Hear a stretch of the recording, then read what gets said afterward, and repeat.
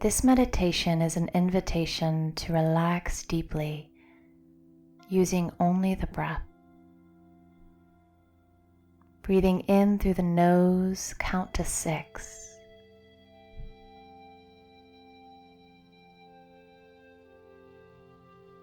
And breathing out, exhaling again, count to 6.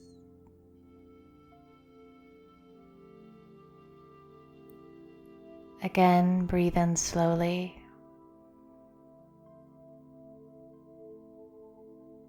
And as you exhale this time, allow your relaxation to double as you become twice as relaxed, twice as calm.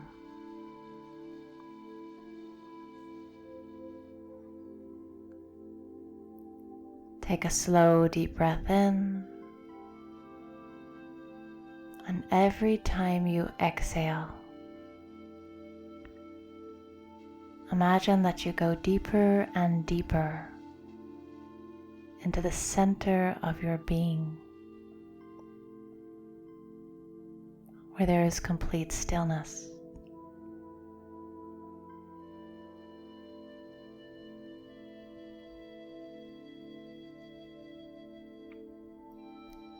Let the breath carry you there, breathing in slowly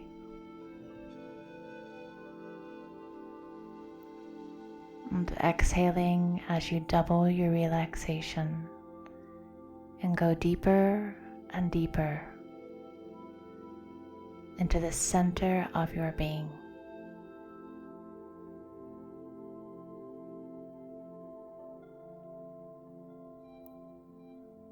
Feeling calm, relaxed, and completely peaceful. Knowing that you can simply bring your attention to your breath and allow it to move slowly in and out whenever you need to relax, whenever you need to deepen your sense of calm and connection with your own center and soul.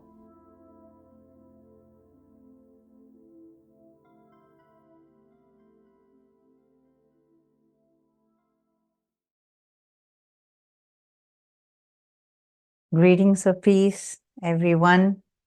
Very, very warm welcome to all of you. And it's so nice to have so many of you connected with us from all parts of the world. Good morning, good afternoon, good evening, and hope it's really nice to see you here on a Saturday afternoon to take time out and join us live. So thank you to all of you. And here we are with Meditation Cafe, bringing another wonderful program for you. Now, we often try to answer as many questions as you can, bringing in a variety of programs, hoping to meet your spiritual needs and answer as many questions as you have.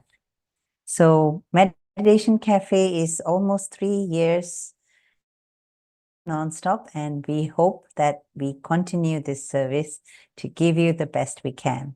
And every time we try to bring in a different topic, and our topic today is also very unique, very different, that we have something new that we are exploring, and hope you enjoy this. This is a 3-part series, and let's see if you have any topics that you think you need more light on and need more address. You can always put it in our chat box. And yes, so coming to this new series, I'm sure you have a lot of questions. Our topic is decoding fear and anxiety. And in today's world, fear, anxiety, they are not new vocabulary. If you talk about, say, 15, 20 years ago, well, anxiety was not so commonly known as anxiety. Yes, we had some stress, some tension, but today it's going into anxiety, depression, fear, and even what I hear is loneliness is the new depression, especially after, call it post-COVID times. And yeah, I forgot to introduce myself. I'm Dimple. I'm your host for the program. It's my honor to be your host for this program and for the next series that's to come. So here we have a very young doctor. And even though he's very young at age, his achievements are not very young. I'd like to introduce Dr. Swapan Gupta, who is a senior neurologist. There, doctor is saying hello to all of you. Okay, just a second. Yeah, Dr. Swapan Gupta is a senior neurologist at Pant Institute of Postgraduate Medical Education and Research, New Delhi. Currently, he's working as an associate professor there. And this is something new that Dr. Swapan Gupta is the youngest professor in his line working there. He is an academic council member of the University of Delhi. He has obtained gold medal in MBBS. He's also trained from Venice International University in Italy. And he has studied advanced brain sciences, and he became interested in spirituality and did an in-depth research into the connection between sciences and spirituality. His major areas of expertise are in consciousness, brain-mind principles, addiction. Yeah, that's when the topic removal and brain rewiring. Is it really possible to rewire your brain? How do we get into addiction, and is there a way to come out of it, especially if the addictions have a negative influence on us?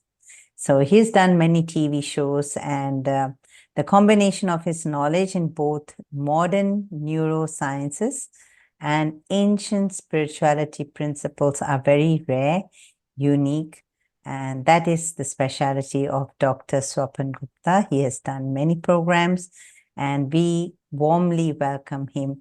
Now, his talk is going to be something we should, I think it's nice to have a paper, pen, and note down whatever notes that you can take down. And if you have questions, at the end of his talk, we are going to have a Q&A session.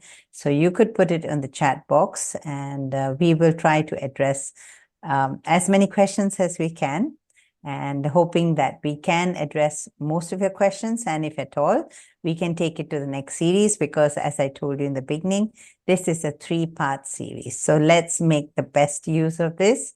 And Dr. Swapan Gupta, all yours. Thank you, Sister Dimple. It's nice to see everybody from all parts of the world coming together to fight this enemy of anxiety and fear. Yes, we are not enemies. The countries are not enemies amongst themselves. Our enemies are these fear, anxiety, depression, which affect our day-to-day life. Yes, if we can fight them, our life will be really peaceful. Peace is inside. And that's what we are here today to see some scientific inputs as well as the spiritual knowledge, how both come together to do the magic. And since we all are struggling with both of them in one way or the other, it's not new to us. We all have been struggling with it, be it a doctor or a lawyer or a chartered accountant, an engineer, or even a laborer. Everybody is having these issues. So let us embark on this journey. This is not going to be a boring scientific deliberation, but rather lots of visuals, lots of surprises for you, and you will feel as if it's your own story. So I will put in lots of stories in it to give it a real flavor. And these are real life situations. And I request kindly don't film, because there are some real life stories, real people out there who have consented to project themselves on the screen, but they are still private and confidential. So with this, I request you to join us on this journey and let's start. So, decoding fear and anxiety, a neurologist guide to rewiring your brain. Decoding. Once you decode something, you have got the mantra or the way how to tackle with it. And that's what we are going to do in next 1 hour or so. Let us see some real world stories as I promised you. I'll start this journey how I learned life, how I learned how to tackle this menace of fear and anxiety from my own patients. Our patients are our teachers. This story is of a gentleman around 45 plus years. He comes from a part of India called Uttar Pradesh, and he was having weakness in both his legs for last 4 years. During COVID, he had a massive financial loss. And then he could not take that setback and landed up in this situation. He went around seeing many doctors all over India, did many scans, received so many injections worth millions, and it landed him in such a pathetic, poor state. He was a rich farmer, but now he became a poor man. Nothing helped.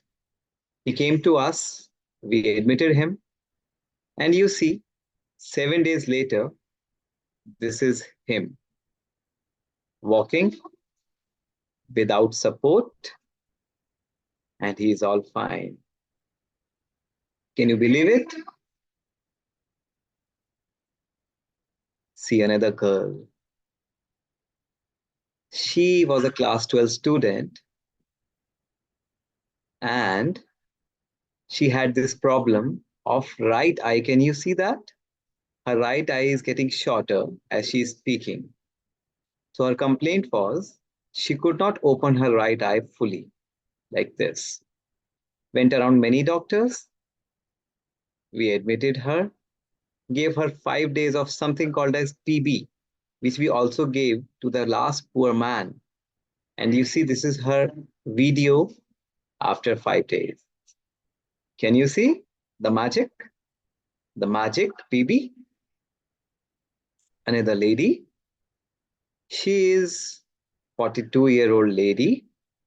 She was a Bachelor of Arts and she had some marriage in her home. Her brother-in-law was getting married, but during those times, she developed these movements in her jaw and was barely able to speak. She was a graduate. She went around many doctors, but no relief. Came to us, we again give her PB, the magic drug. And this is her video after 7 days. All fine. Magic? I would share at this point. When I presented those cases in our institution, the chief of services said, this is no less than a major brain tumor surgery, making a disabled person walk or talk or disfigurement of face be okay. It's no less than a miracle. And all were given this magic drug PB. You want to know what is this magic drug? This is the placebo. The placebo. What is placebo? We all know when doctor gives us a pill, we pop it and we are fine. But in placebo, actually we are not giving any medicine, but rather in the carb of giving a medicine, we are giving a sham or something which is not real medicine, like maybe a candy, but in the garb, in the name of a pill. And it works. The patient thinks it's a medicine and the effect happens. How does it really work? How can a sham thing or an inactive thing really has such a major effect, which major injections, other medicines did not had? How? How is it possible? Looks very, very strange and surprising when medicines which are very strong could not work. And this candy or a sham medicine or pill could work? How? Actually, these medicines are not inactive. Though they do not have physical medicine as ingredients, but they do have something which is not seen with these naked eyes, but they are very well there. What are they? Foremost thing is hope. All these patients were rejected elsewhere, saying, no medicine is working on you. You cannot become better anyway. You cannot. But what we did, we told them, no, you can become better. It is curable. And giving examples of other patients, we told them that your disease is also curable, amenable to treatment. We gave them power that you, by your mental thinking, can have effect on your body. We will see how we did it and then showed them how it works. We have measures where we can give a current or an electrical stimulation to the body and the leg moves. So we showed, see, your legs are all fine. It's just that something is wrong here. There's a disconnect between your mental ability or the mental thinking and the body. So we give them power. We give them happiness, joy. You know what? What was common amongst all these patients? Anxiety, fear. The first patient had a massive, major financial loss. The second girl, she was very much anxious about her career, her exams. The third lady, she was anxious how would she manage her household chores when it was her brother-in-law wedding. We gave them happiness, joy, dream, luck, and it works. Science has shown how placebo has effect in the brain by acting on various mediators, hormones, and chemicals like cholecystokinin, endogenous opioids, non-opioid mediators. It also has effect on various hormones, which ultimately affects the whole body. And you know, brain controls the whole body. So the problem was, it was not real, it was psychic. Placebo has been shown to affect parts in the brain in real. It's not just inactive compound. These things do help. What is our usual reaction when somebody is ill? Oh my God, what has happened to you? Shock. Shock, on the other hand, has a negative effect. It's called nocebo effect, while placebo is positive response. Inadvertently, unknowingly, actually, we are increasing their illness. Every time we say, oh my God, what has happened to you? Whenever we are fearful, it has a negative impact. We will see how. So this man, you know what? How could he walk back after long 4 years? 4 years, his body was all fine, but actually his mental status was very bad. He was very much depressed because he had a major loss. Double loss. I call it double loss. One, he had major financial loss. And second, he had this physical loss. And what made him walk? We made his psychic okay. And this is known as the happiness effect. The problem was not in the physical body, it was in his psychic. And when we repaired his psychic, it repaired his body as well, because the body control is controlled by the brain. And there's a complex mechanism how happiness improves or heals the body. So it's a common saying, when you are happy, your brain is good. And when both are good, then everything is good, perfect. This is the happiness effect. So the first message is happiness is healing. It's healing not just to the heart, through the heart to the entire body, and which is what is lacking. We run behind taking pills from doctors, from pillar to the post, this doctor, that test, this test. And in this mess, we lose happiness, though happiness is so healing. So you know what? The problem in all these cases was either fear of bad future, like that girl who was fearful of her career, what will happen? Or anxiety about managing current situation challenges. Both of them, all three of them had these problems. And fear and anxiety, one, yes, the problem was real. Exams, brothers-in-law wedding, or financial loss, they're all real challenges. But they actually complicate the issue. How? You see, this is a broken heart. And when the heart is broken due to anxiety, worry, stress, fear, it also blows the brain out. How? This was shown by this doctor. He's Dr. Diego Pizzagalli. He works at Harvard. He's a professor of psychiatry. He is also the director of the Center for Depression, Anxiety, and Stress. And he showed that our emotions has a much impact on our thinking, judgment, emotions, brain functioning. You see this is amygdala. This is right here, just in front of your ear, okay? Upper side. This is the emotional center of the brain. All the emotions, be it fear, worry, anxiety, all starts from here.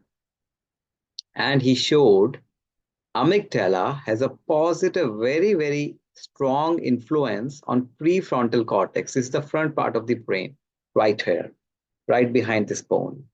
That is the prefrontal cortex. And this is the thinking brain, from where we think what is right, what is wrong, from where we memorize, we have focus, attention, we have judgment, we have emotional control, everything.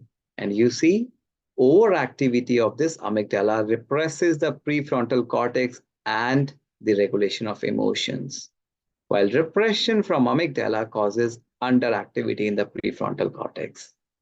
So our emotions has a much effect on our thinking brain. This is also the logical brain, which we usually say in day-to-day language, the thinking brain, the logic, and this is the emotional brain. And it's not hard to wonder when we are stressed out, when we are anxious. What do we say? Dude, my mind is not working. Please leave me alone for some time. I can't think right now. Please leave me alone. And that is true. Why? Because when we are stressed out, our amygdala puts a lot of pressure on prefrontal cortex, disallowing it to think, and it cannot think wisely. In challenge, what do we want? We need extra power to think. We need extra judgment, extra memory, extra emotional control. But actually, what we are doing by creating fear or anxiety, we are underpowering our own prefrontal cortex. Isn't it ironical? On one hand, We want to have our brain to have more power during times of stress, when the outside situation is not good. But on the other hand, we are ourselves making it more weak. This is amazing. And this is known as rumination. Rumination.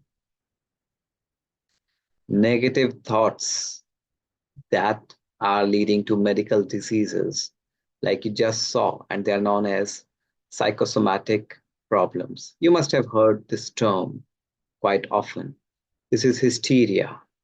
This is Jean-Marie Charcot, and this is Babinski, the great neurologist who lived in France almost 150 years back. And Charcot is demonstrating how a lady is falling unconscious out of her senses, and this is all psychogenic. That means her psychic is disturbed. We see it in today's era also. This lady having these movements looking like epilepsy or seizures, they are not real seizures. The problem was she had a tough time managing her family, strained relationship with the husband. See, this lady, she just fell down off the chair in my office. And the problem was her daughter had a recent divorce and she could not take it. And it is manifesting on the body. Psychic affecting the soma. Soma means the body, called as psychosomatic problems. And these are becoming the major reasons of medical visits in today's scenario. Some of you might have experienced, I would say rather most of you, whenever you are anxious, stressed out, fearful, you have a bad tummy, right? You feel nauseating. You feel your tummy is not doing good. Some pain, bloating, retching, or maybe sometimes diarrhea, right? This is called as irritable bowel syndrome, where the doctor finds nothing wrong with your tummy. He runs all kinds of tests, ultrasound, MRIs, all tests are absolutely normal. Then you ask the doctor, doctor, what is happening to my tummy? Why is it bad? And he says it's because something is wrong here. It's all psychogenic. Panic attacks, very common. Just remember the moment when you were called to speak in front of everybody on the stage, how your hands shaked, how your voice trembled, how you had your heart bouncing. Was there anything wrong with your heart? Was there anything wrong with your nerves? The person goes to the cardiologist and says, Doctor, I have palpitations, my heart pounds, especially when I go into the public. Please look at my heart. He might go to a neurologist. Doctor, I have a bad headache or my hand shakes. Something is wrong with my head. Please check out. And he asks you some questions. Does it worsen when people are around? He says, yes. Does it worsen when you have a hard job? He says, yes. And he runs MRIs, he runs EEG, he does an echocardiogram, echo, ECEG, ACTs, all are normal. And you say, doctor, then what is wrong with me? And he says, you have panic attacks. And these are increasing. Why? Because the outside world's stress is increasing. Can you really reduce the outside stress? If you ask me this question, my answer would be no. We are heading towards more stressful situations, more and more stressful situations. You can see the situation in the world. Just take up the newspaper, pick up the newspaper, and you will know it. The world is not going to change in a better way, not at least in very near future. It's going to go bad, and maybe later on from bad to just a transformation may happen. But we are living in the present moment. We need to tackle all these issues. How can we? Can my brain have this power to tackle the outside situations, not create stress, not create anxiety, and rather effectively handle the situations. Do I have that power? Let us see. We have already seen negative emotions, negative thoughts in the brain, how they affect our prefrontal cortex. So this was the experiment done by scientists, neuroscientists, where they took a mouse and stressed it. They stressed it and they found that the activity in the brain actually decreased. Its intelligence, memory came down. We tend to believe that stress, anxiety will improve our performance. We tell to our children, build some pressure inside so that you perform better. No, it does not happen like that. You tell me one thing. You watch movie, right? After the movie, if I ask you what happened in the movie, you are able to tell me the whole story, right? Now, if I ask you, you read your chapter, your textbook chapter, which you read in your college or maybe school days, will you be able to tell me the chapter the same way as you could tell me the movie? You would say, no, I need to revise the chapter again before I recall everything.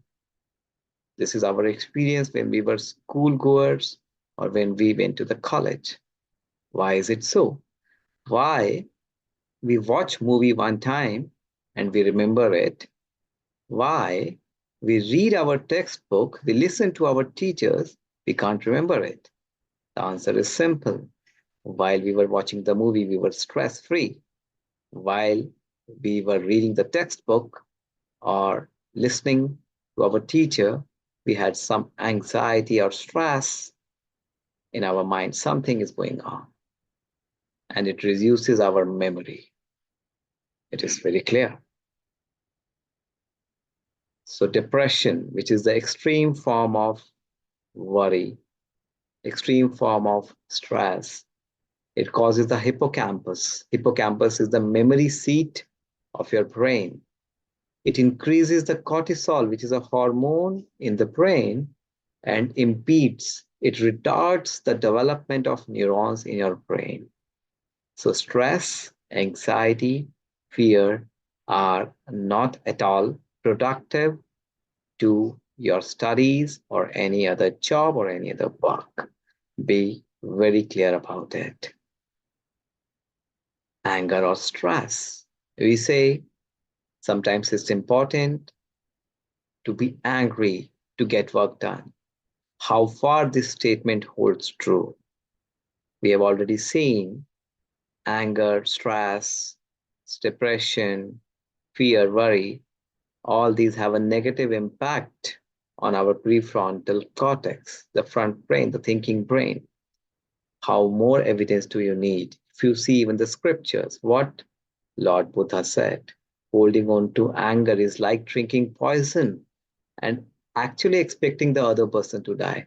So we are expecting the other person will heed to our demands, but no, you are actually drinking poison yourself. Why? Because it's poisoning your brain. You will not be punished for your anger. You will be punished by your anger. It's very important. If I do anger and somebody says, you did anger, you should be punished. The doing part itself is a punishment. Anger itself is a punishment to the brain. And Bhagavad Gita, the sacred holy book of Hindus, it clearly also says the cause of anger rarely hurt us as much as the consequences of anger. We say, I became angry because he did like this. I became angry because something did not happen right. The cause rarely hurt us. Yes, it does hurt us, but not as much as the consequences of anger. The consequences are much more. You have a choice. You have a choice now whether to take that hurt, something did not happen right, vis-a-vis consequences of anger, the consequences are much more than the loss happened due to something which has not happened as per your wish. And if you see the brain scans, this is healthy brain, and this is of a depressed person because the emotions are not right. What is depression? You are sad, you feel hopeless, you see helpless, but it does not end here. There is problem in the brain. This is a PET scan, and you see red is blood flow. This is blood flow. And you clearly see this is the front part of the brain. Here there is a good blood flow in the brain, while here you see the blood flow is there's hardly any blood in front part of the brain. And this is real. This is the prefrontal cortex. You want more evidence? Dr. Rajita Sinha, professor of psychiatry and neurobiology at Yale University, did research on this aspect. We say common sense is not common nowadays amongst people. People don't understand things. They don't have control on their emotions. They are not making judgment right. They are not thinking right. What is actually damaging this prefrontal cortex in this modern world, when we have lots of gadgets, lots of health facilities? And she found one is the outside agents, smoking, tobacco, alcohol, drugs, mobile addiction, and surprisingly, not too surprisingly now, the internal agents, the stress, anxiety, worry, anger, depression, which we just saw. So this is real. Next question is, why do we become fearful, anxious when we know it's not good for us in most situations? Why? Why? We are so used to it that we didn't even think of this question, right? We didn't even think of. We didn't even think that is there some other option? Is there an option that we do not become fearful, anxious when the bad situation strikes? We didn't even think of. Why? Let me share a very interesting experiment which neuroscientists did on a dog, and it's called as the Pavlov's dog experiment. What he did is he took a dog and kept his favorite food in front of him. And you see, the dog is salivating because he liked that food.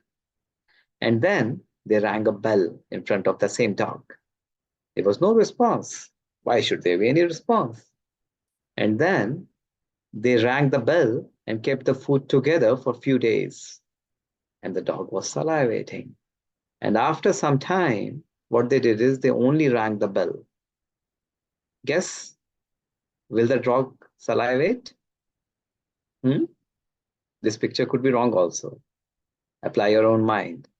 Would you like to put your answers in the chat box? Yes or no? Yes, the dog salivated. Why? Because now he has been conditioned that whenever the bell will ring, the food will be there. The food will be there. This is conditioning. If you see this thing in isolation, you will be surprised. If you see this thing singularly or in isolation, you will say, why should there be a salivation when the bell is ringing? Yes, this is true. But if you look at this also, his mind has been conditioned that whenever the bell is ringing, the food will be there. It's our day-to-day common experience also. Say, for example, you are a house lady and your husband usually arrives at 8 in the evening. So 8 p.m., the bell rings and you just open the door and say, how are you, dear hubby? And you see some other man, stranger, standing in front. And you feel awkward, right? Why? The ringing of the bell never said that it is your hubby. But because your mind has been so conditioned that 8 p.m., your hubby would be there, you thought it would be hubby and your mind just acted out of it. Exactly what has happened with us is stress has been so ingrained as a response to outside pressure since ever we were children that we thought that stress ought to be. It will be created when there is outside pressure. Now change. Now change. It's like a ringing of the bell and your response. There could be another response. Both things are different. Outside pressure, yes, it can be there. But it is possible that you do not create stress because stress is your own mental, emotional state. You could remain stable even if the outside situation is very heavy or pressure. And that is what differentiates between pressure and stress. Stress is pressure divided by resistance, or pressure into your inner resistance. Pressure can be outside, but stress, when you create that resistance in your mind, it creates stress. Another thing, brain acts as a circuit, and brain, there are wires called neurons. We all know brain has neurons. So say, for example, these are neurons which are shown here. He is Dr. Donald Hebb. In 1949, he gave the principle of brain as a circuit, and brain neurons which fire together, wire together. So this is now named as Hebb's law. After him, Donald Hebb is named as Hebb's law, which says neurons that fire together, wire together. Let me explain to you. This is a neuron, okay? Neuron, this is second neuron, this is third neuron. They have some connections between them. The firing of the neuron happens whenever you think. Say, for example, somebody offers you a cigarette when you were a child, right? So you tend to think, should I smoke it or should I reject it? Smoke it thinking the current, the firing will happen this way. Say, for example, no smoking, rejection of cigarette is this way. At that time, I decide, let me smoke. Let me smoke. You smoked. When you do it repeatedly, second time, third time, fourth time, 10 times, 50 times, this circuit, you see, as compared to here, this circuit has become strong. The smoking circuit has become very strong. And this circuit, no smoking circuit, has become loose, right? This happens when we repeatedly do something. So remember the first time when you were a child, I still remember I have a small niece, she's just 6. And every time she asks her mother, what should I, her emotions are created actually by her mother. Whatever the mother will say, okay, daughter, you should be sad at this. You should be happy at this. When your exams are good, you should be happy. When your exams are not good, you should be stressed. The mother is feeding that stress. And every time she's feeding in stress, the child is creating stress. It's creating a strong wiring. And then it becomes a habit. Now the child, once she's grown up, she will not think whether should I create stress or not. She will immediately, the circuit is so strong, the stress is immediately created. You understand? So this is conditioning and brain wiring, which has happened and led to automated response. Nowadays, if I tell somebody, Outside, there's a problem. Don't create stress. Says, what are you talking, doctor? Stress will be there. It's a natural response. No, it's not a natural response. It is a acquired wiring. And if it is acquired, you can change it. But how to change? This is brain rewiring. Something which has wired in the wrong manner. The wiring should have been in the right context, but it has happened in the wrong context. It can be any habit, be it smoking addiction, be it lying, be it getting late in the morning, be it shouting, be it anger, anything. Anything can be changed. Why? Because brain acts as a wiring circuit, and like you can change your wires in your house, you can also rewire your brain exactly the same way. This is a cartoon, but it actually depicts the brain functioning. You have the power. Mind it, you have the power to change your brain wires. And this is again what this doctor said.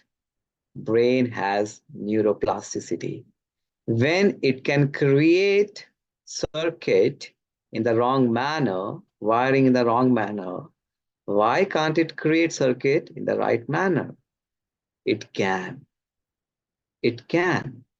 So how is it done? If you just stop smoking cigarettes, say for example, it might be difficult, but consciously you decide, I will not smoke. From now on, I stop with a strong willpower. Slowly, what will happen? This circuit, no smoking circuit, will start getting stronger. Will start getting stronger, and this will wire together. These wires can change. The strong pathway can become weak. The weak pathway can become strong. This is neuroplasticity. We will see with an example this brain rewiring mechanism. So we just learned how a behavior is generated. First is a stimulus. Say, for example, in this case, cigarette, right? It's a stimulus. Then the impulse we just saw are generated in the neurons. So these are the two impulses, the two neurons. This neuron says, no smoking, please. And this neuron says, let us smoke. What is that? And this smoking neuron wins and the person smoked, right? No smoking cigarette. The firing does not happen this way. It happened this way. Easy. We understand how behavior happens. So there's a stimulus. There's a thinking. Two thoughts. One thought wins, other thought loses, and so the behavior accordingly. Right? Easy. How can we now translate it to a positive behavior if we don't like it? If we want to have no smoking, what do we do? It's simple again. There's a stimulus again. The two thoughts, no smoking, smoking, neurons. Now your intellect comes into play. You educate the person, smoking is not good for you. You tell the side effects of smoking. You tell the benefits of no smoking, the hazards on his health, on his social problems, family problems, all these things. And the person consciously decides using his intellect. That is the prefrontal cortex, you see. Now the prefrontal cortex he uses, and he consciously decides, I will not smoke. And slowly, this neuron will start firing, and ultimately the behavior will be rejection of smoking. It will become stronger with time, right? And this is how de-addiction happens. Easy? Super easy. Now, there is a problem. There is a major problem. What is happening in the world, in today's world, is smoking alcohol is considered to be a class. Even in my medical college, I see students smoking, drinking. And I ask them, why do you smoke? Why do you drink? They say, they confess, doctor, you know, if I don't smoke, if I don't go to pubs, parties, my friends will tell me, you are so backward, you are traditional, you are not with the times, right? And he feels pride in smoking. Hmm? It means his intellect has been molded in the wrong manner. His intellect is out of order. Now it's not his fault because it has been fed the wrong way. Even if he uses his intellect, which actually has been molded in the wrong manner, he will smoke because he thinks, his intellect thinks smoking is good. And today we are talking about anxiety and fear. We have been we have been told by our parents, by our teachers, it's okay to be fearful. It's okay to be anxious when the outside situation is not good, right? And our intellect picked it up. And behavior was, it's okay to be fearful and anxious because our intellect is out of order. But today you have learned something. You have made your intellect filled with true knowledge. True knowledge. So that's why it is said it should be based on true knowledge. So first is knowledge. And that's why it is said knowledge is power. Correct? And there, I will like to tell you another very interesting concept. Your brain actually is a library, and mind is actually the reader. Like in the library, you have books, and the reader picks up the book.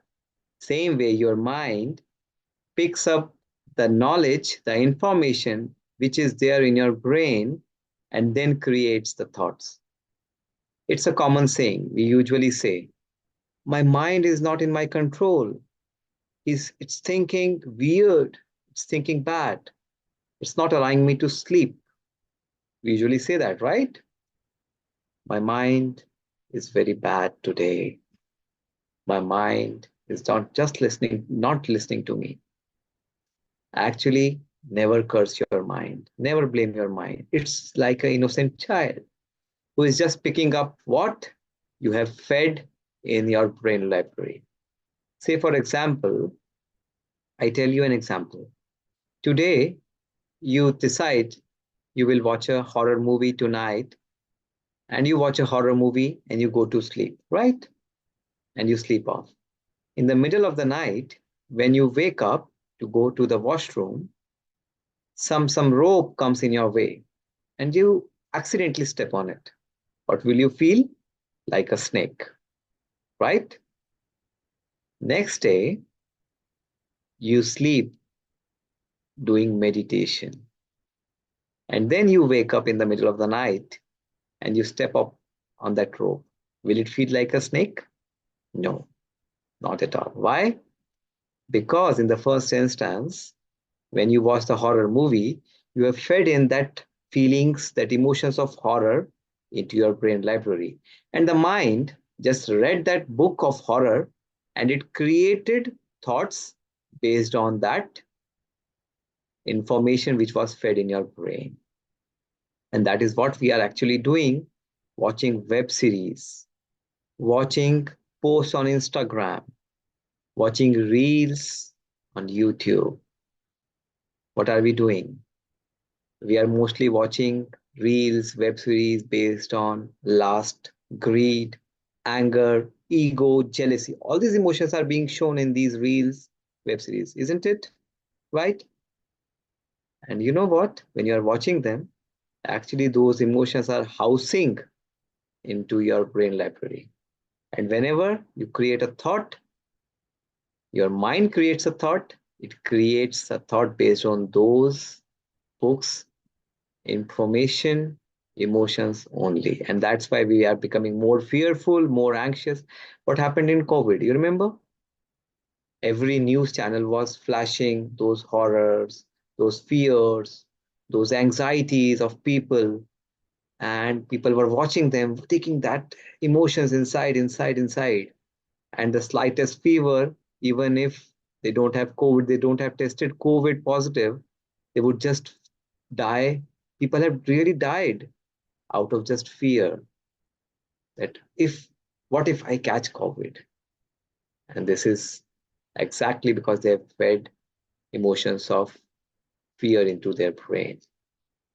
Choose the information that decide your brain bank. That is the first thing for rewiring your brain.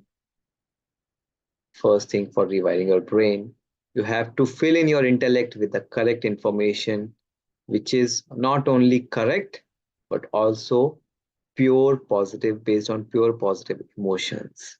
If you want to be fearless, courageous, watch things, read about people who are courageous, fearless. If you want to be peaceful, read about people who are peaceful, who have been peaceful, right? If you want to remove your anxiety, think about be with people, be in their company who have less anxiety, or rather who are stable, because it stores in your brain library. And that is what in India, you must be knowing this man. He's Mahatma Gandhi, father of India, our nation. And he gave these three monkeys. They are doing what? Never hear bad, never speak bad, never see bad. Because everything, whatever you see, speak, or hear, it's going into your brain library and creating your emotions, right? Your thoughts, emotions, and then your behavior. Super easy. Change your intellect, slowly change your habit. But the problem is, this man still did not left his smoking. Still did not left his smoking, even after his intellect was okay. Same happens to us as well. We know this habit is not good. Everybody tells us, don't create stress, don't be fearful, don't be anxious, don't do this, don't do this, don't do that. But we say, I can't control myself. I can't control myself creating anxiety, right? Why? The reason is this. This. Though the intellect is there, though the current is going, but the problem is the wiring has happened so profusely, so strongly of smoking that he says, I cannot control when I see cigarette or somebody smoking a cigarette, I cannot control myself because the wiring has become so strong. This is real. How do we change that? Again, Dr. Hebb came to our rescue. Taking another example, we'll see how we change that. This is a boy. He actually tried so hard to change his circuit of watching something bad. He could not control his fingers on his mobile. But face every time he faces a situation, because whenever he just clicks on his mobile, some video pops up or some photograph pops up, and he could not stop himself watching that. He was very pissed off. He did something and came out of it. We'll see how the magic. You know, Star Wars, practice before you enter the battlefield. Why this person will win? Because he has practiced before he actually entered the battlefield. If you go to the battlefield without practice, you will definitely lose, right? And exactly what happened with this young man also. He clicked on the mobile, he just watched the mobile and he could not control himself. You have to do something before you actually go into the battlefield. The same happens to us as well. We don't like somebody, The moment we decide we will not do anger, but the moment we encounter or we face that person, automatically we show our anger. Or something, some situation happens, automatically our fear, our anxiety comes up because the wiring is so strong. We have to practice before we enter the real situation. How? This is Napoleon Hill. Many of you must have read this book, Think and Grow Rich. In his book, he shared a very important, a very interesting, what do you say, his experience. He actually created an invisible council in his mind with these 9 people, most influential people of US. And after a few days, what he used to do is, he used to just talk to them in his imagination. How are you? How did you achieve this success? What was the quality? How did you achieve this quality? And eventually he find himself in possession of all those qualities and powers these men had. And this is the power of creative imagination. Isn't it something mind-boggling? Just by thinking, just by creating that counsel in his mind, how can you just got those qualities within yourself? And the same happened with this boy. We just asked him to just sit with yourself and imagine yourself as a pure being, as a celibate. Just imagine. Just think in your brain that you are a celibate, you are a pure soul, you are a pure being. Actually, it changed his circuit from watching bad to somebody who is in his control. Right? But how does it happen? What is the scientific basis of this? Again, neuroscientists did some experiment.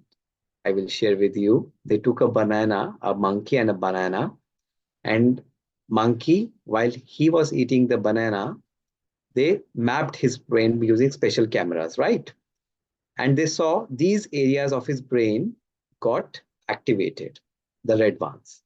Now they took 2 monkeys. This same monkey is this one. Now he is watching another monkey eating the banana. Now he's just a watcher. And they again mapped his brain, and they were surprised to see exactly the same areas of his brain got activated. Exactly the same while he was eating the banana and while he was just watching. This was very surprising, and they named it the mirror neuron principle. Like in the mirror, you see your image. It's not real, but it is exactly the same.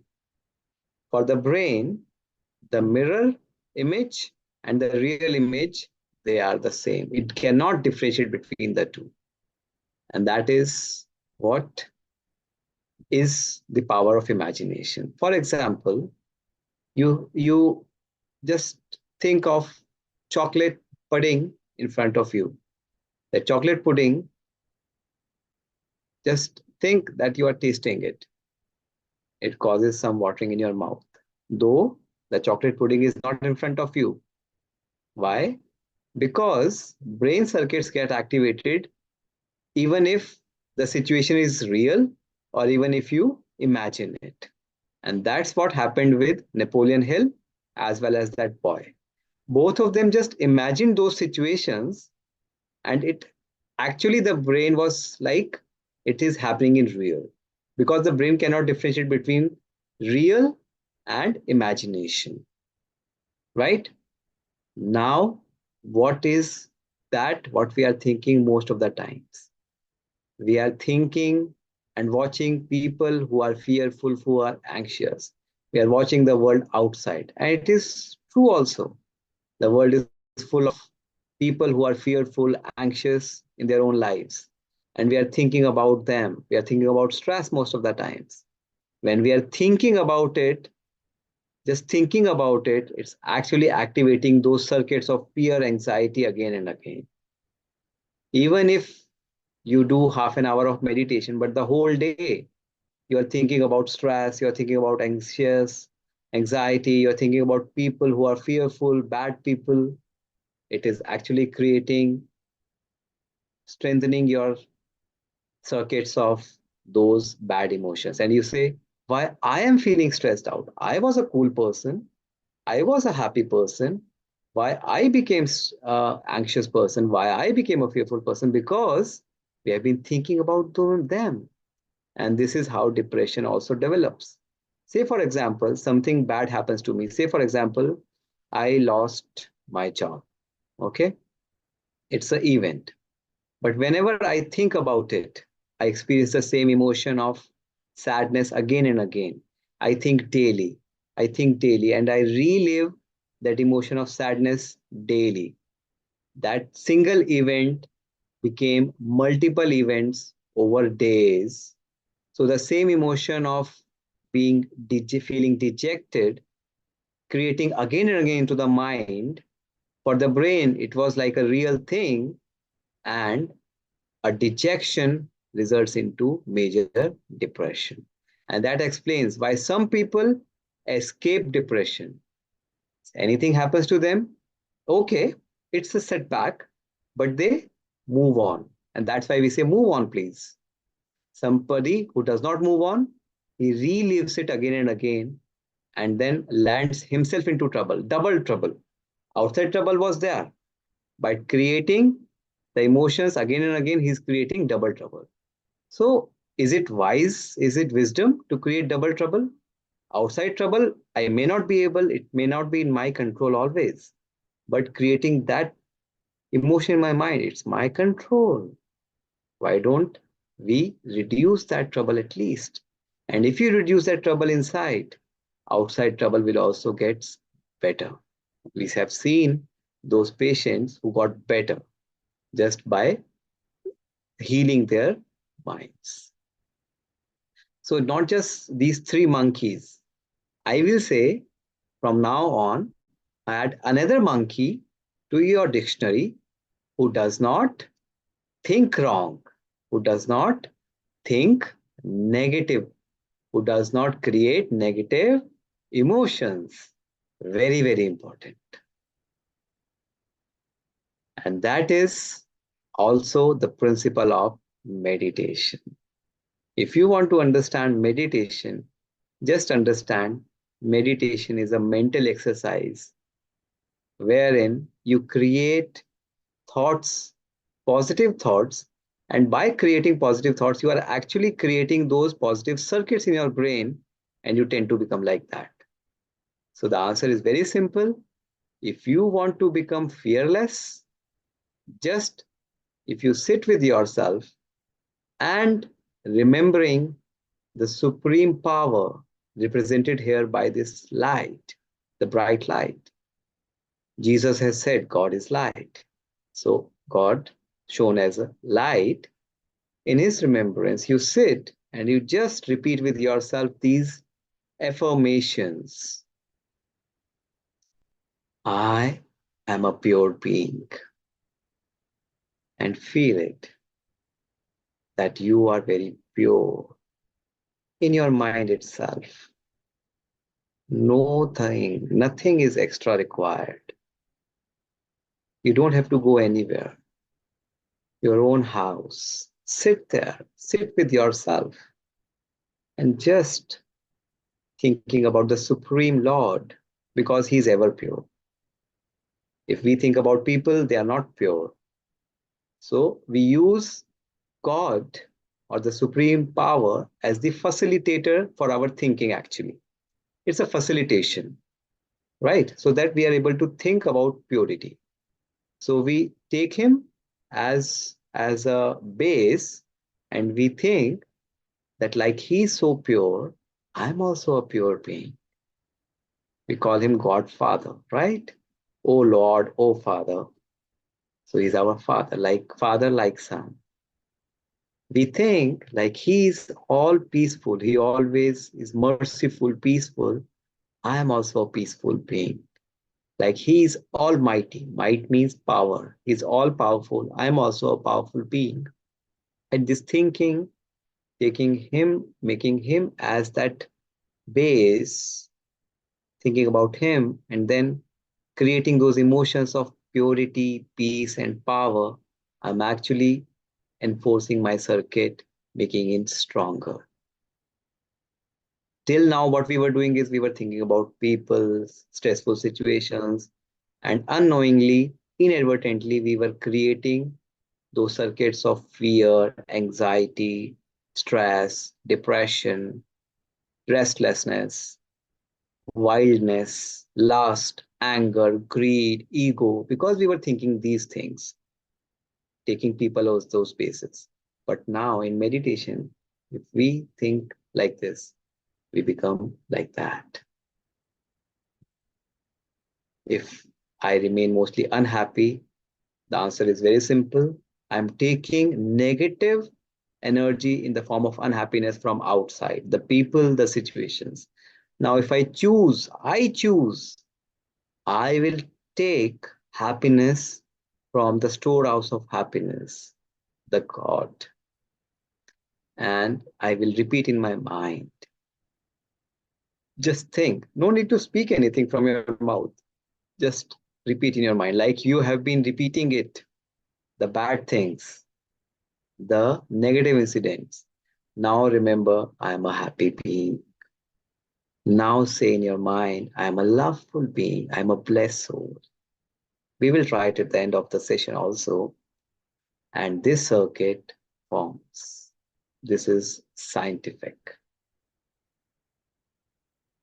And meditation has so many studies, so many good effects. It removes addictions by this mechanism. Time for a short story. You know what is being shown here? Anybody can name what is this plant? This is cannabis, the illicit drug. We all know cannabis. And what is this man doing? He's like on a cloud nine. He took cannabis and like his mind is on cloud nine, right? But my question is, what is this saint doing here? What is he doing? Is he taking cannabis? No. Why is he shown here? He is actually meditating. And while meditating, US scientists found out that his brain releases a chemical known as anandamide. Anandamide, have you heard this term before? It comes from two words, anand plus amide. Amide is the structure, while anand is a Hindi word, Sanskrit word, which means bliss. They could not find a better word than anand because bliss does not have an opposite word like joy, sorrow, good, bad, but bliss does not have an opposite word. So they named it Anandamide, the US scientist, because they could not find a better word. Why they are shown together? Like this person is having this cloud nine feeling, this saint, while meditating, have the same feeling. And this is meditation having the same effect, the same ecstasy as cannabis. Why? Because the structure of anandamide and cannabis is exactly the same and they act the same on the nerve. And there's so many studies. You see, it's not less literature. It's more than 4,700 studies in literature, published in literature. And you know what? US scientists are trying to devise synthetic anandamide. Why? US or any other country, everywhere it is global. People might have money, people might have good house, good income. But what is not there? Happiness is not there. What is not there? Courage is not there. Patience is not there. Peace is not there. Anandamide has been shown to remove fear, anxiety, depression. It boosts memory. It improves sleep and appetite. Most of the people are having sleepless nights. They're either eating too much or too less. They're having aches and pains in the body without any physical reason. Anandamide also inhibits cancer. It protects the brain against stroke and inflammation and also helps in addiction removal like substance abuse, alcohol, or any other mobile addiction like that. And it is released by a natural act called meditation. Meditation is super easy. You don't need any special extra stuff. You just have to sit with yourself, remember the Almighty, His good virtues, and repeat it in your mind, self affirm yourself, and the circuit is created. So, meditation is a brain rewire process. But important is practice, practice, practice to create that circuit. The circuit creation takes time. Most of the people make mistakes is they try 1 or 2 days, and when it does not happen, they don't get the results, they quit. But no, the wiring takes time. The firing has to be again and again, and the firing can just happen by thinking process. So the answer is very simple. Fire your neurons again and again the way you want them to be, and slowly and gradually they will fire. Again, story time. This is Lao Tzu, the Chinese master. He actually one day was giving a spiritual deliberation on peace, okay, to his pupils. And after the deliberation, everybody went off saying, yeah, we understand anger is not good, peace is good. But next day, one of the pupils came back and he said, Master, I didn't understand anything. Please explain to me again. He explained. Third day again, the same person came back. Master, could you please explain it to me again? He said, sure. But the other pupils, they got alarmed. They got shocked. It's very simple. The master just said, don't be angry. Be more peaceful. What is so difficult to understand? But the master said, okay, no problem. Let him. The person used to come daily for 21 days. He came daily. The other pupils really got pissed off. But 22nd day, that person did not came back. Didn't ask. Now, the pupils asked the master, Master, the person didn't come today. Why? So the master said, let us find out. So they all went to him and asked, you didn't come today. Is everything okay? He said, yes, everything is perfect. So why didn't you come? He said, now I understood that I am a peaceful person and I don't have to do any anger. The other pupil said, what was so difficult that you didn't understand the first day and you now understood after 21 days? Then the Chinese master explained to everybody. Actually, he is the only one who is living that knowledge. You all have got that knowledge, but you cannot, and you are not living that knowledge. You are not practicing that knowledge. Because unless you practice what I told you, you will not be able to apply it in your life or become its embodiment. This person actually practiced it for 21 days by listening to me again and again and churning on it. And that's how he is the only one who will stand anger. You people cannot. And they said, yes, right. We are still not able to win our anger. But this person was. And then came the 21 days rule. Actually, it is scientific also. Any habit, if you want to change it, it needs minimum 21 days to bring a change. The circuit needs 21 days to rewire itself, minimum. So, just 2 minutes I will take more, and then we will have for the Q&A session. What have we just learned? Anxiety and fear are just here.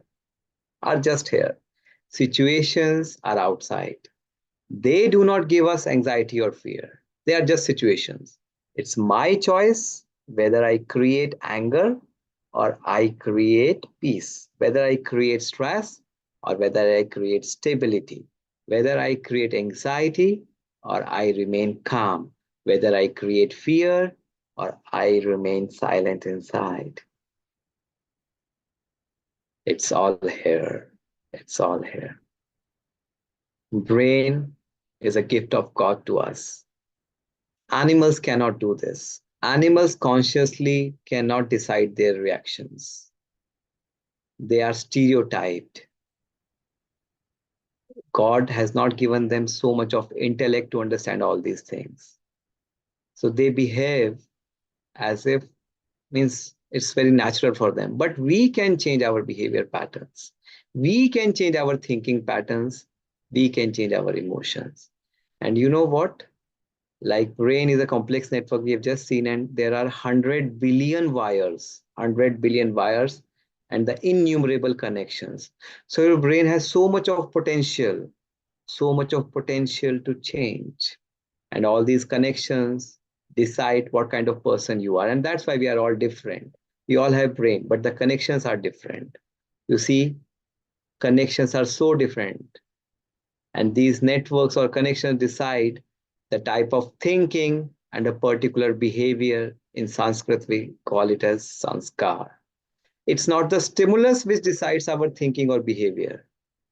It's our network which decides our behavior or sanskar.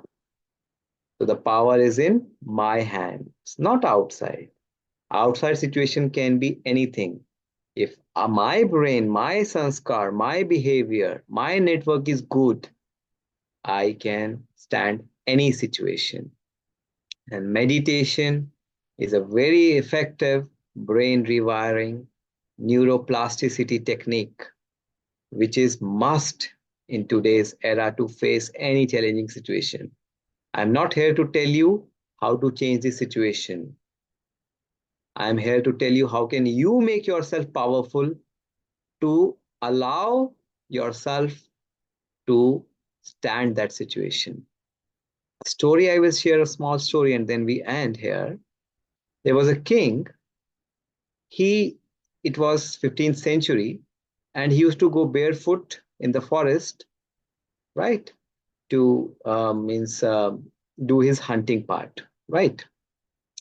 And he would feel the heat of the ground, thorns also. And he announced that whosoever solved his problem, he will give him lots of money. So somebody put lots of red carpets, somebody puts a big shade. But again, the problem remained the same. When he would cross that shade, he would cross that red carpet again, his feet would burn. Next, a person came. He said, King, I will do this favor to you, but you have to keep your promise. He said, I will. There was a big amount. And next day he brought him a pair of shoes.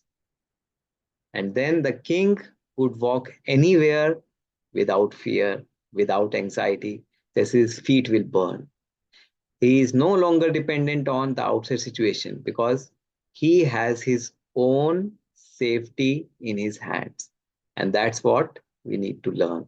Safety is in my hand. I should not blame the situation. I'm not changing the situation. I am in charge of myself. I put in my shoes, my brain rewiring, and I can withstand anything. I can change my habit of anxiety, fear, worry, anything you want to. It's super easy. Thank you. Tarima Kaseh. And that's why it is said, happiness is the best medicine. Remember a single quote from myself. Please note it down. And this is not my quote, this is God's version. May whatever happen, never lose your happiness.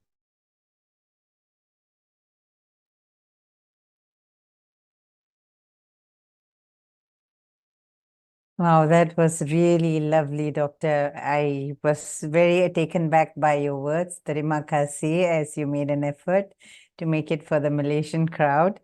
And Doctor, are you there? I think he's taking a short break. Is he there? Sorry, we just have a little short break here until Doctor comes back. We are having a 3-part session.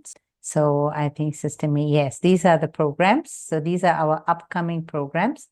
It'll be on Saturday, same time, 4:30 p.m. Malaysian time. So if you're connecting from other countries, have your time checked. And 15 June, the Neurosciences of Mysticism and Spirituality. That will be our upcoming program. And next one we'll have again on Saturday, 13 July, 4:30 p.m. Malaysian time. How to meditate in an easy and scientific way. Yes, yeah, I think doctor is back. Okay, doctor, I think we lost you for some time, so I was trying to keep them, and I announced the upcoming programs while you were away. Can you Yeah, hear I'm me, already doctor? done. I was done. So Okay. the battery went off at the right time. See? Perfect, doctor. So good you connect back with us. I think we have very interesting questions here with us. One of the question was asked is, cancer patients are being advised to prepare for the worst. The term prepare for the worst and hope for the best. Mm, Is preparing for the worst a negative emotion? yeah. So very And true. Mhm. yeah, I'll just finish the question. One will need to visualize the worst case scenarios in doing this. So is it really necessary? Doctor, please go ahead. Okay, thank you for that question. You see, prepare for the worst and hope for the best. They are two contrary things, right? Worst and best. How can two contrary things sit together? Let us see. Prepare for the worst, when the doctor says prepare for the worst, is it's already outside. He's talking about outside. Outside, prepare for the worst. Outside, anything can happen. Don't be surprised or shocked with outside situations. Let's just not talk about cancer. I will say cancer is everywhere. It's not just body cancer, it's cancer of relationships. When somebody cheats on you, it's a cancer. It's it is cancer of finances. When you have a major setback in finances, cancer is what? Cancer is a big disease. So cancer is everywhere, be it financial cancer, be it relationship cancer, or be it a physical cancer, right? It is outside. And the doctor who said so is very right. Be prepared, anything can happen outside. This brings us acceptance. Acceptance. So this means acceptance. Secondly, hope for the best, right? Hoping for the best is you create inside the emotion of what? Okay, I am fearless. I will become better. I will be good. I will be able to fight this cancer easily. I will share you a real experiment which scientists did in US. They took two patients. Both of them had gastric ulcers, right? Stomach ulcers, 5 ulcers. And what they did is they gave them some medicines and they did 3 monthly ultrasonography of both of them. After 5 years, they found out one of the patients became cancerous, means his ulcer became cancer. The other patient, he became okay, his ulcer healed. Then they looked back, what was different? Starting point was same. They looked back, they saw the pills were same, exactly the same. Both were given the same pills and both of them took the pills regularly. But what was different is when they went for ultrasonography, they actually played a game there. One ultrasonographer, the sonographer would say, your ulcer is increasing in size. I can see some cancer changes there. While the other sonographer to the other patient would say, your ulcer seems to be healing. It's becoming smaller in size. The power of thoughts. Actually, the person who was given this thought that your ulcer is going to become a cancer, his ulcer actually turned into cancer. While the other person who was told that your ulcer is healing, his ulcer healed. And you must have heard people saying, when medicines don't work, blessings do, right? And this is the power of blessings. When we fall ill, just listen to it very carefully. When we fall ill, we keep on telling everybody, you know what? I'm very ill. I'm very ill. We keep on telling so many people, maybe to gain sympathy. But actually, you know what is happening? When we tell them we are ill, they create a sorry state for us, and their sorry state, their thoughts actually emanates. There's a separate session which I take on how thoughts emanate from the minds and we cast them. It's very simple to understand also. See, when you are sitting with somebody and he's not thinking very nice about you, what do you say? I'm not getting nice vibes from this person. Without speaking, how? Because thoughts radiate. So when you are talking about your illness, the other person thinks in his mind, oh, I'm so sorry, he's so ill. And he tells other persons, other people, see, Jane is so ill or Tom is so ill. And those thoughts increase your illness, right? So actually we are increasing our illness. On the other hand, if we just say to our body, oh no, you will get perfect, you will be okay, don't worry, don't worry. It's like hoping for the best. You are healing your body. And that's what we did with our patients as well. We just gave them that belief. They were lacking in that belief. They had lost hope in themselves. We just gave them that hope. So this is like prepare for the worst, which is outside, hope for the best, which is inside. I hope I made it clear. Yes, doctor, very, very clear. That's very nice. Doctor, there's another question. This person says he has fear and anxiety in two conditions. I'll read out both the conditions. Number one, he says when he's alone in a room or hostel or hotel, etc. And even I can't stay alone at night time, especially. And the second part, he says whenever he has a new task, anxiety of a new task, object or project, or facing some new environment. Mhm. So what advice would you suggest? Right, right. So most of the times it so happens that people get anxious or fearful when they are in a crowd, right? When there are so many people around, they feel anxious and are fearful. But this person is fearful when he's alone. Why? If we think that crowd is giving me fear, then why you are alone when you are alone, it is giving you fear? It means fear is not by being lonely or be amongst people. Fear is here. I have created a mindset that while I am in crowd, I create fear. So the vocabulary has to change. We tend to say, when I'm lonely, it gives me fear. When I am in crowd, it gives me anxiety. No. You tell yourself first, change your vocabulary. Yes, when I'm lonely, I create fear. Then you have the power not to create fear. That is the rewiring mechanism. And how do we do it? First, sit with yourself or get wisdom. Just think why being lonely is giving me fear. Rather, people take it as an opportunity to introspect or have this me time. Like if you ask me, I prefer to be lonely. Rather, I will not say lonely, alone. Alone. Why? Because it's me time. I'm always busy. And when I am alone, I enjoy that moment.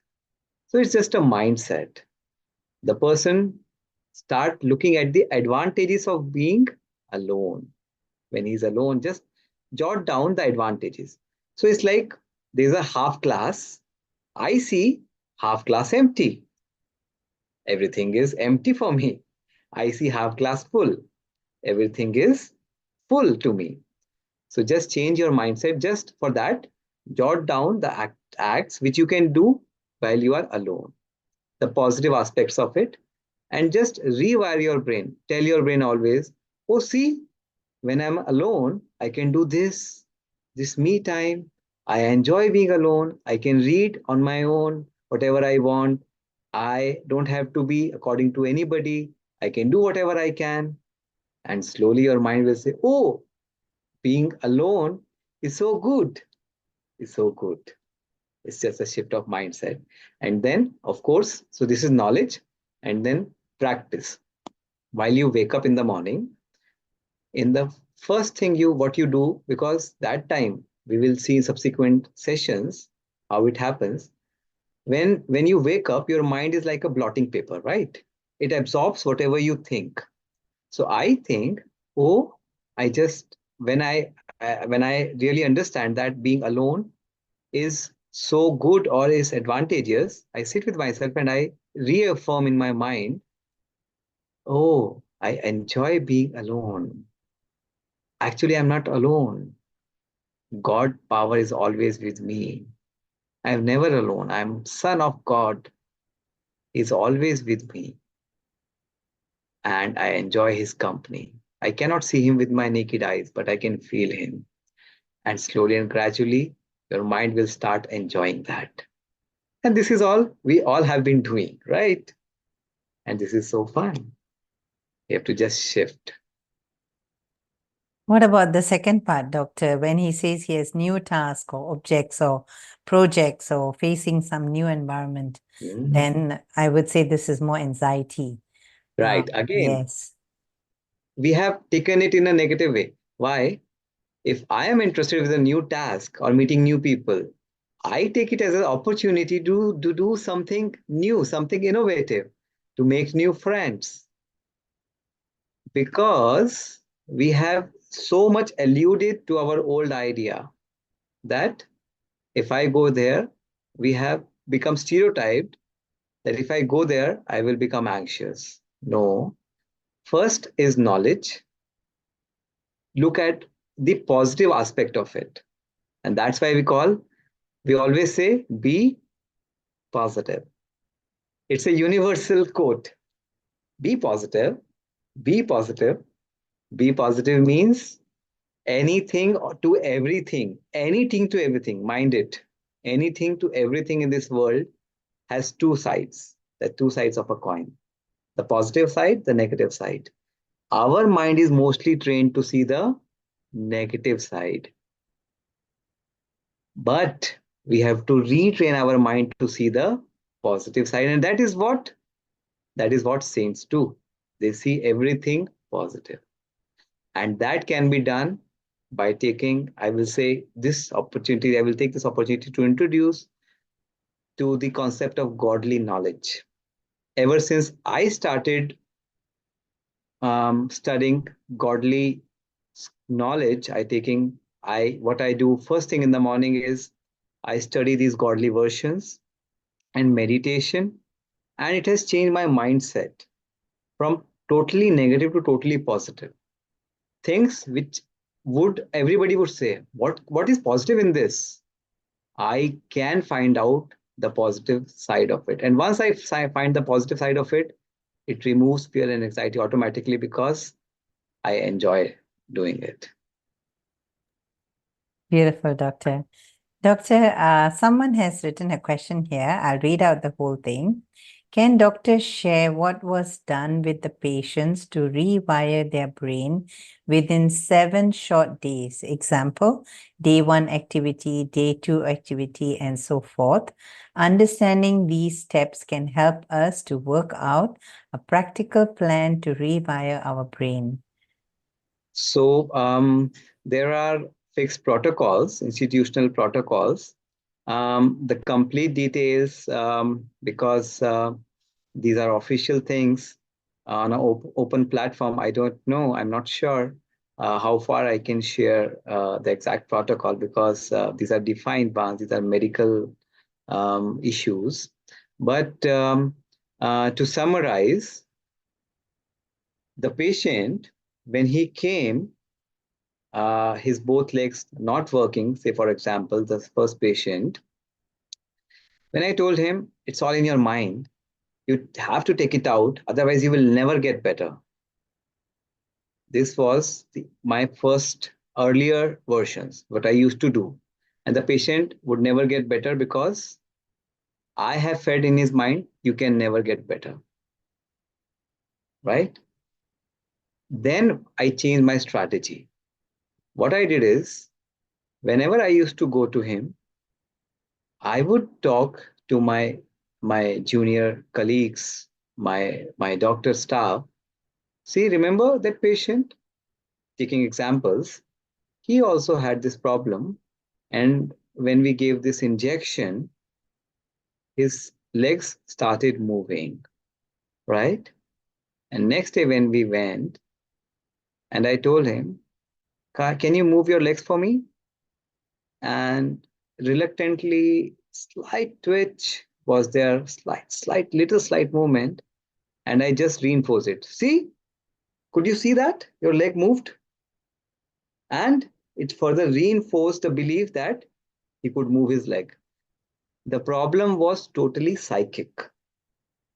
Here, I would say if it's a physical problem, it would need definitely medicines.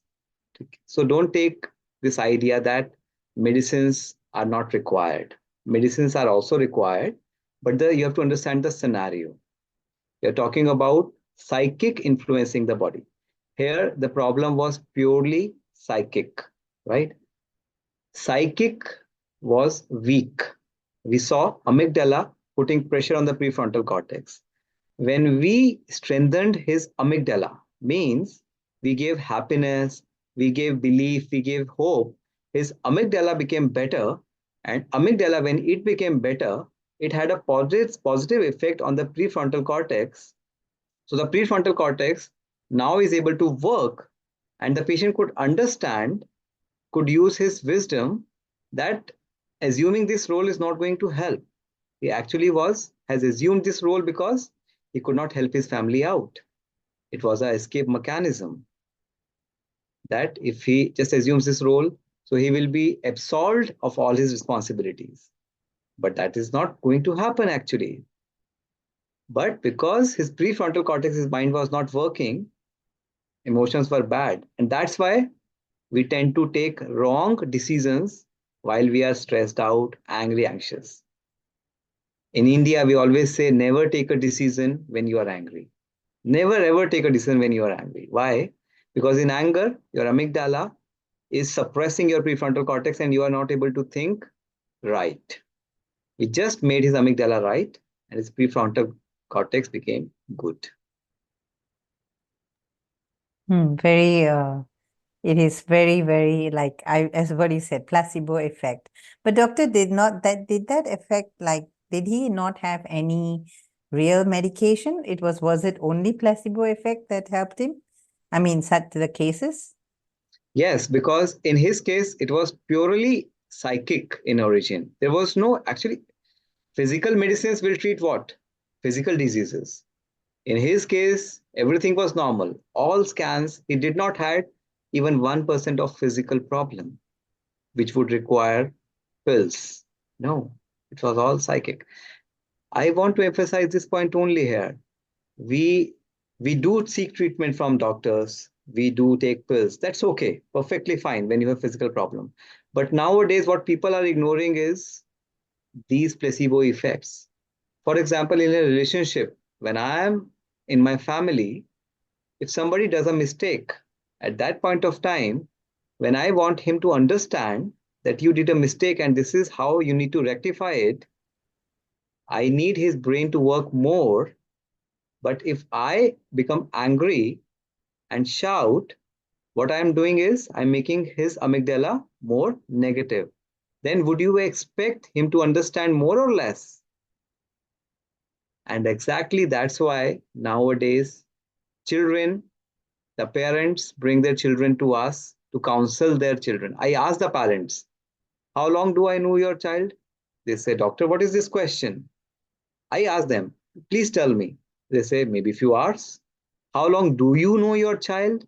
They said, what is this question? Then they say, please, they say, since birth. What extra will I tell your child which you cannot say? Why counselor is able to make the child understand is he first makes the child comfortable. He raises the level of amygdala up. And then the prefrontal cortex, the child already knows what is right, what is not right. Right? We have been telling them again and again. What we need to change is the way we tell them. We don't need to tell them again. They are okay, they are sound-minded. But because emotions, we have kept their emotions so low, we shout at them, we tell them, you are good for nothing, we demotivate them, and then we say, we want good for our child. No, it does not happen. Remember, your heart means heart is here. Emotions are healthy, then only your brain is healthy. Yes. Yes, Doctor. Okay, there's another question here. Can skin also be healed with brain rewiring? Skin. Yes, for example, acne, eczema, scars, and Mm, so on. They yeah, often cause a lot of self-consciousness and judgment. true, true. You are right. You know, there is a doctor in US. She did lots of work on multiple sclerosis. Okay, multiple sclerosis is a disease in which there are brain plaques. Okay, and it's a known fact it gets aggravated by stress whenever you are stressed out, whenever you are feeling low, your disease tends to increase. So that doctor, what she did is she advised good lifestyle, including Mediterranean diet, which is low in fats, high in fruits, vegetables, antioxidants. Along with that, meditation exercises. And along, she found out that patients who did this, they had less multiple sclerosis than those who didn't do that. Acne, again, occurs because of more sweating, and sweating happens when we are more anxious, when we are more stressed out, right? So when with meditation, with that is which is brain rewiring, our in the body we release antioxidants, we release less of sweat chemicals, and obviously acne becomes less. And it's a known fact, if you go to a doctor, skin doctor, adolescent who has acne, the doctor will say, please reduce your stress. But nobody says how to reduce stress. The doctor will say to you, please reduce your stress, because stress also causes acne. Stress again releases a chemical called as cortisol, norepinephrine, which stimulates your sweat glands to produce more sweat. So people who are more stressed out will have more acne. So obviously acne will be less if you are cool, calm down by doing meditation. Yes, doctor. Another question here. Panic spell or Mm. anxiety disorder. It comes without any trigger point. Mm. Okay. What Yeah. wiring has gone wrong and how do we rewire this? Yeah. Beautiful. So you see, initially there is a stimulus needed. But you know what? What Dr. Hebb said? Neurons that fire together, wire together. Once the wiring happens, then you no longer need a stimulus. You no longer need a stimulus. The wiring is so strong that it has gone into autopilot mode. It starts firing automatically because the wiring is so hard. And that is the reason we have become slaves to our own habits. To our own habits. We don't need any stimulus for that. Now to change it, if you go into that situation, like panic attacks mostly happens when you are in a crowd, in a closed space, like in a lift, elevator. So if you sit with yourself, if you go into the situation and you try being relaxed, it's difficult because the wiring is very strong. There, creative visualization helps. You sit with yourself in the morning, create that scene in your mind that you are in an elevator and consciously see that you are relaxed. And this is the technique called as desensitization, which doctors also use. Desensitization means we give little bit of stimulus, not so much that it creates a big attack, little stimulus, and we consciously in a controlled environment ask the person to breathe easy, to feel relaxed. Feel relaxed. Feeling actually uh, creates impressions in the brain. We have just seen. Okay. So if you feel relaxed, it will create circuit of relaxation, um, that calmness in your mind. So if you just create that scene also, no need to go to elevator, just create that scene and just imagine that you are there relaxed. And you can create it any number of times, right? Slowly and gradually you will see you will be relaxed. You will feel more relaxed. Yes. Yeah, we have quite a few questions here. Okay, what about breakup heart, love relationship in a traumatic relationship, giving feeling of fear to be rejected again? Hmm. Yeah. So, yeah. Yeah. So, so see, understand, life is not a bed of roses. We have to understand. Once you start understanding that outside life is not a bed of roses, but my outlook can be roses in any situation. You have to understand that conditioning is so strong that we have thought breakup means bad feeling. The two have been conditioned so hard, wired so hard. Who says every breakup is bad condition? Who says? It's a common saying. When God closes one door, maybe He has closed it for you to enter another better door. Right?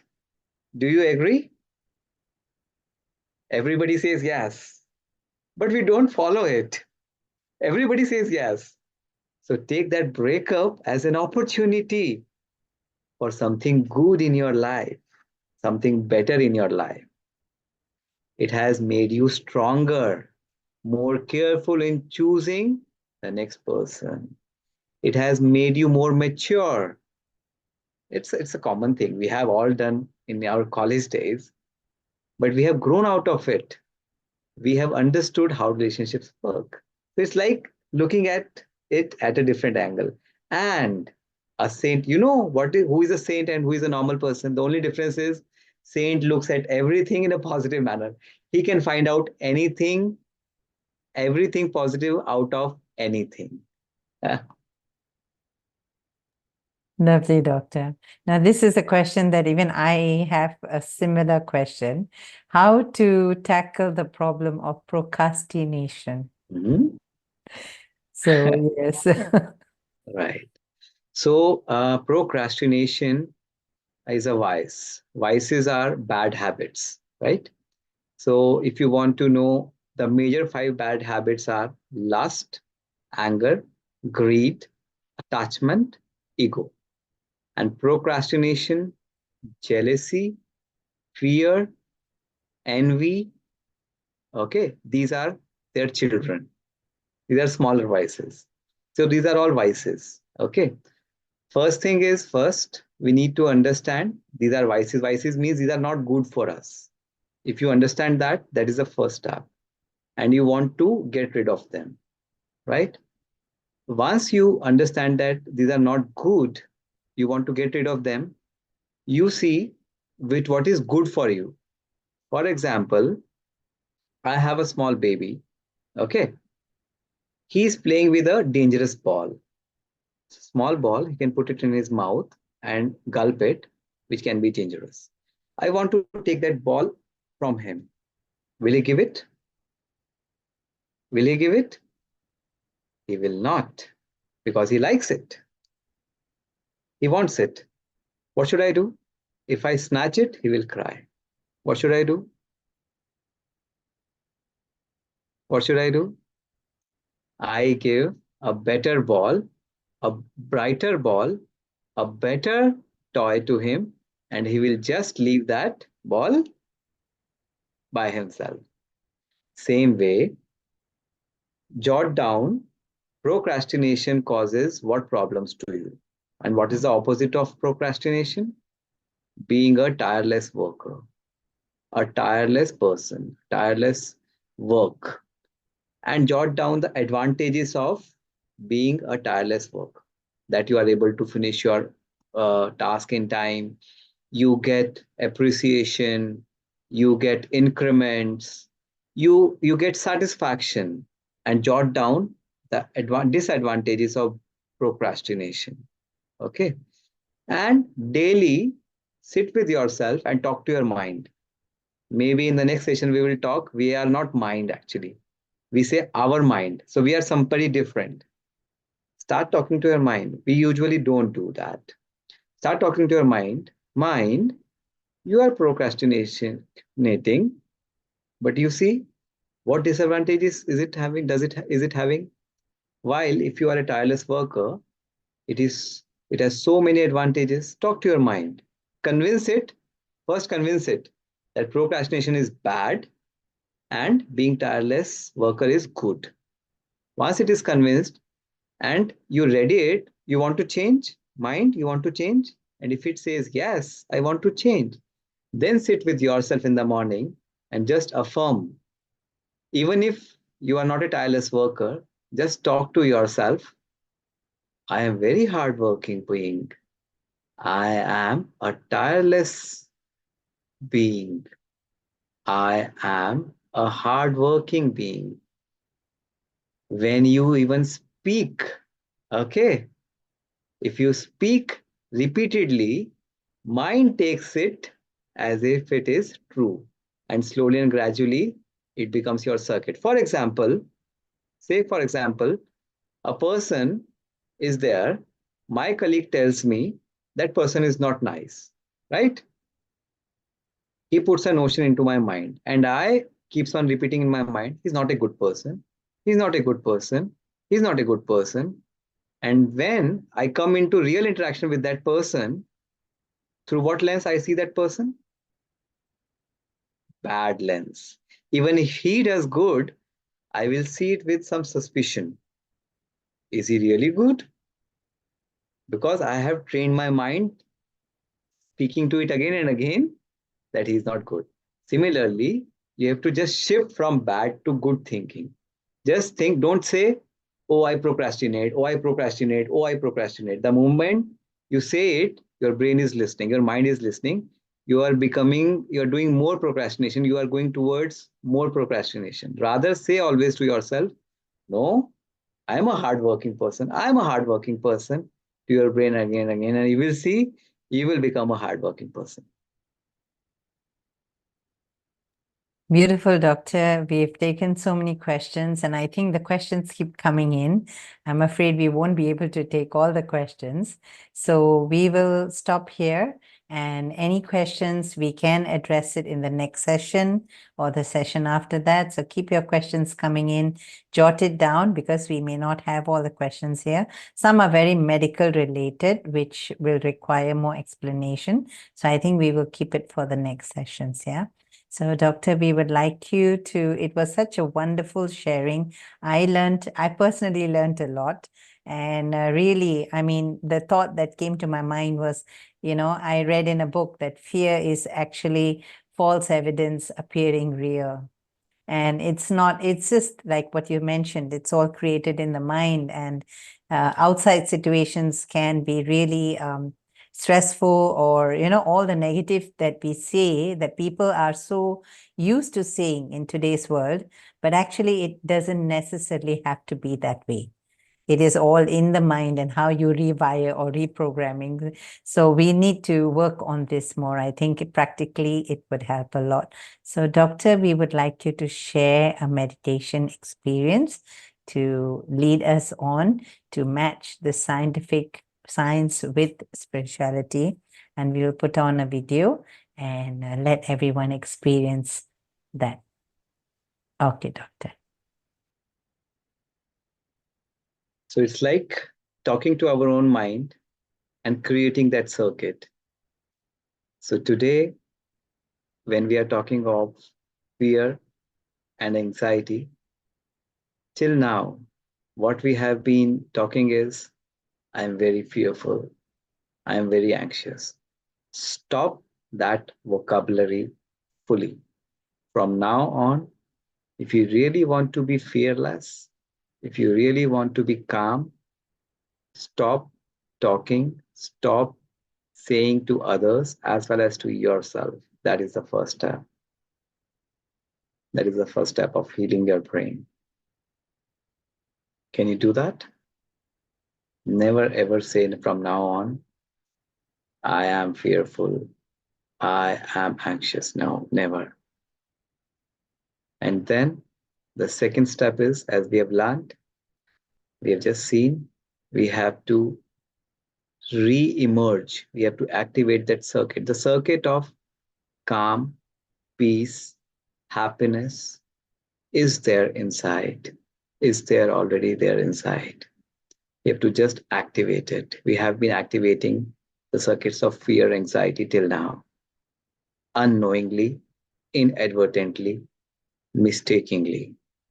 But now take charge, because we have been so much sad, so much have gone into problems, sleepless nights, all kinds of medical issues because of worry, anxiety, fear. We have seen the cases, real cases, no longer further. I am happy. I am peaceful. So let's practice. Sit back with your back straight.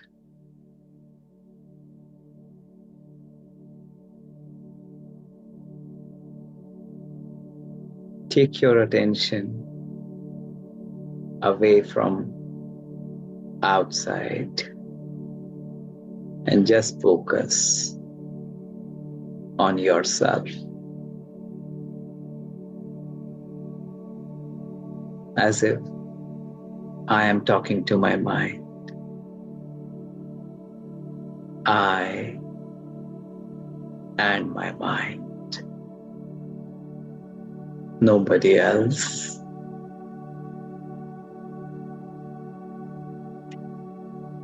Just cherish this conversation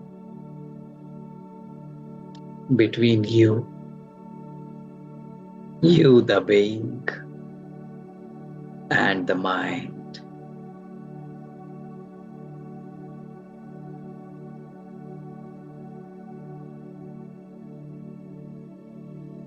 And talk to it.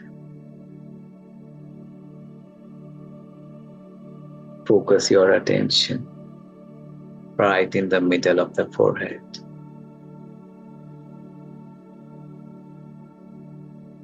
And start thinking, talking to your mind. I am a peaceful being. And see yourself totally peaceful.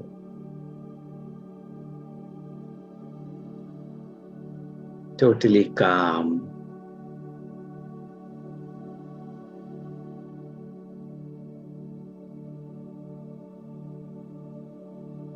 Relaxed.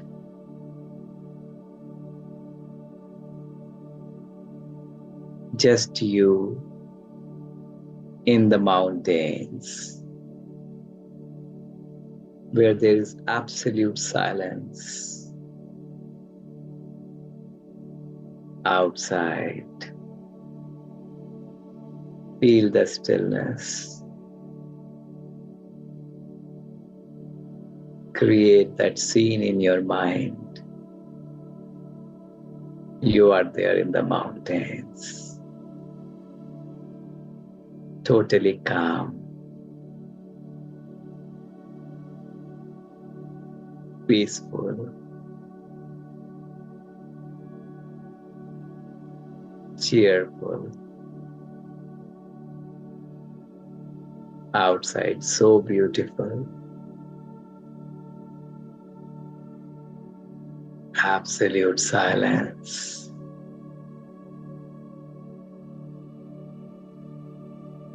Feel that stillness within. Calmness. Silence. You can create that scene in your mind. No need to go there physically. Just create that scene in your mind and see yourself enjoying the nature, peaceful, calm.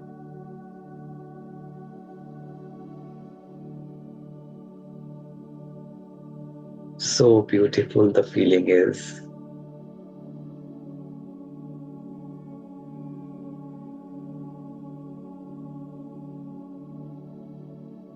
And now slightly, if I ask you,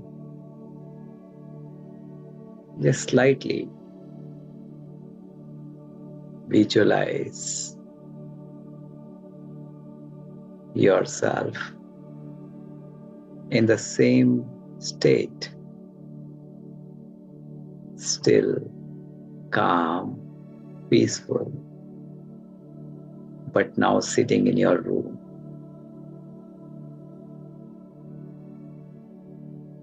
Maintain that stillness, calmness, peace.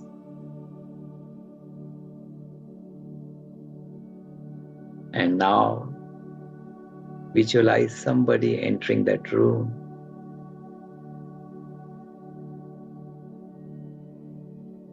One of your friend or relative, and you are still the same, with a little smile on your face, totally calm, totally peaceful.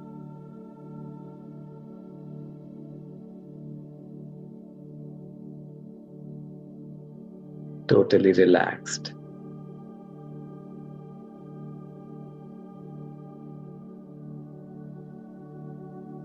And the relative or your friend also sits there, and he is also getting those vibrations. He also feels calm, still, relaxed.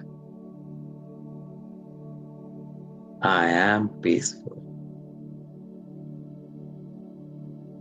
I am calm. I am relaxed.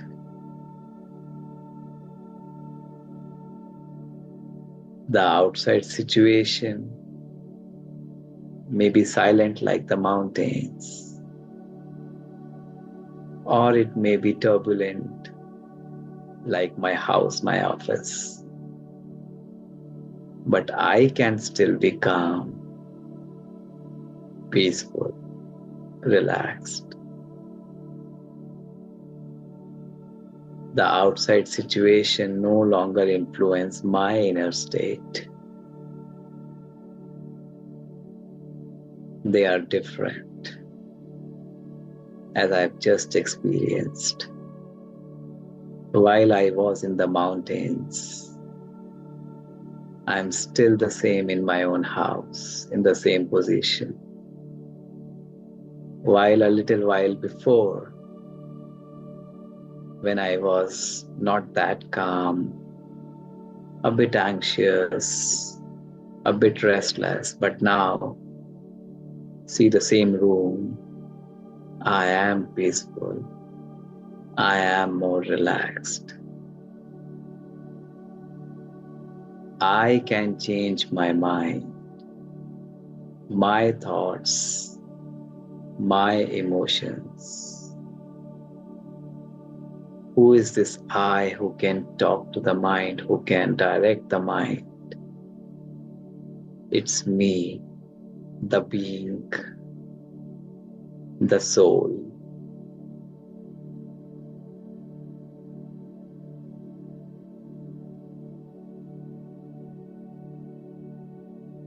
I am always peaceful. I am always relaxed. I am fearless. I am totally cool, calm. This is my new vocabulary from now on. I will speak to my mind, to anybody, the same vocabulary.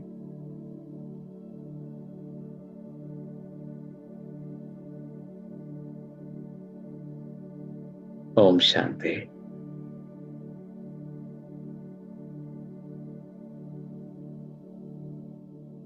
So this is simple scientific meditation where you have just seen whether you were in the mountains, you thought mountains were giving you peace, stillness. No. And then you came to the room, you were the same. It means we have allowed outside influences to affect us. Stop affecting yourself from outside. Activate your inner strength and then influence outside with your inner strength. And that is true, powerful living. Om Shanti. Thank you so much. Lovely, Doctor. It was such a wonderful sharing.